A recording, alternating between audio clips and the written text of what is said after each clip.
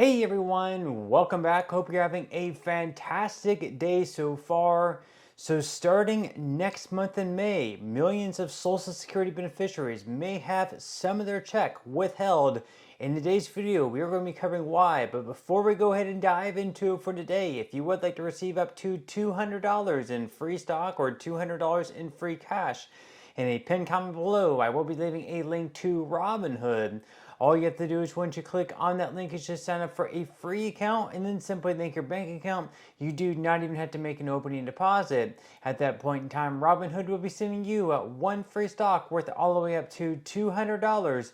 And if you'd really just have the cash, all you have to do is once you receive the free stock is just sell it for what it's worth and then transfer the cash value right back to your bank account. Okay, so whenever we think about student loans, we generally think about those people who owe those loans being, in the age group of, let's say, like anywhere between the age of 20 and 30, people still, of course, in college, and those recent college graduates.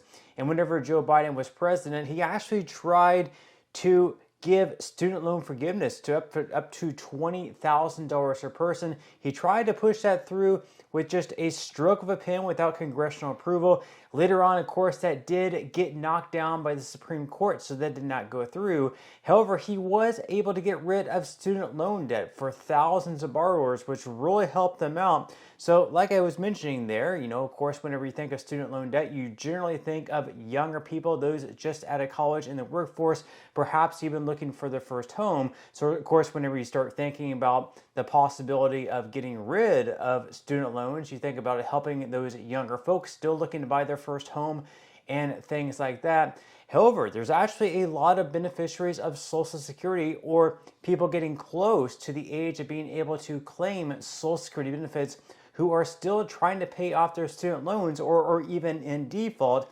Now, during the coronavirus pandemic, they actually delayed collecting defaulted loans, but coming up very, very soon, they're going to start collecting those once again, and that can mean that Social Security checks could start being withheld. So according to Newsweek, the Trump administration has announced it will resume collection efforts on defaulted federal student loans starting in early May, and it could mean lower Social Security payments for some borrowers.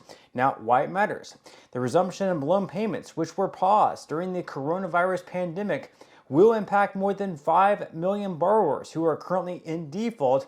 The Education Department said only 38% of borrowers are in repayment and up to speed with repayments of their student loans. Now, as far as what to know, since March of 2020, 5 years ago, defaulted student loans haven't been collected due to administrative forbearance triggered by the pandemic. While the requirement to restart payments began in October 2024, some borrowers are still behind on their debt. Now, borrowers are considered delinquent after one missed payment, and loans are considered in default in most cases after 270 days of non-payment. Now, the Education Department has announced that if borrowers do not set up a payment plan by May 5th, that's just in a couple weeks you have left, they may face garnishment from their wages, Social Security benefits, and tax refunds to recover outstanding balances. So definitely, if you are in that situation, set up a payment plan, any type of payment plan that you can by May 5th, or they can start garnishing some of your Social Security benefits, which for some folks is something they absolutely cannot have. Now, they go on here to say, as far as how it works, through a process known as Treasury Offset Program, the federal government can offset up to 15% of Social Security benefits to repay defaulted federal student loans. So, quote, before the offset begins, a notice of intent to offset will be sent to your last known address to inform you that the offset and negative credit reporting are scheduled to begin in 65 days.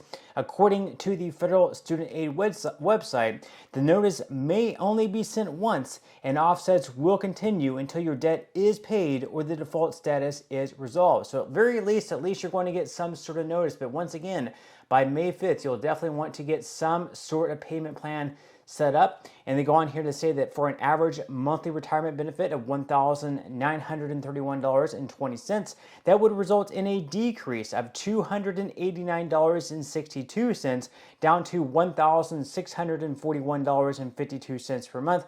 And garnishment practices cannot reduce your monthly benefit to lower than $750. So spousal and survivor benefits could also be targeted if the recipient is behind on their payments. However, SSI benefits are not subject to such measures. So thankfully, if you do receive SSI and you also have student loans perhaps in default, they cannot garnish your SSI benefits. So obviously that is a good thing. Now, according to Investopedia, back in 2024, there were some 2.4 million adults age 62, the earliest age at which retirement benefits can be collected, and older, who still had outstanding student loan debt totaling $10.77 billion in unpaid federal education loans.